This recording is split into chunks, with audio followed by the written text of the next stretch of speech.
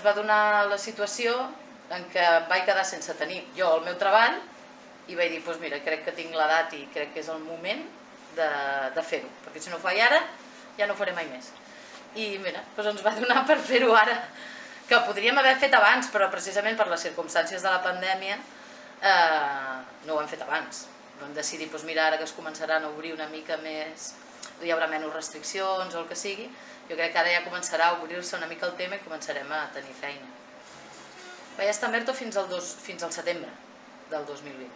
I llavors, al final, vam tenir una conversa en la que ells em van dir que preferien que pagar-me un finiquito i que marxés.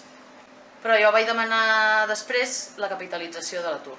I llavors tot l'atur que em quedava tot el possible, me l'han pagat d'un cop per poder-me obrir el negoci.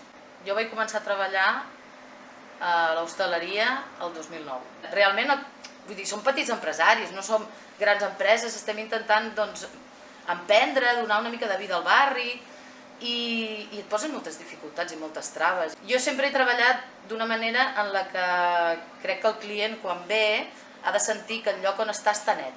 Jo crec que la gran majoria de la gent et respecta molt, sobretot et respecta a tu, que estàs aquí i t'estàs exposat a tothom, no?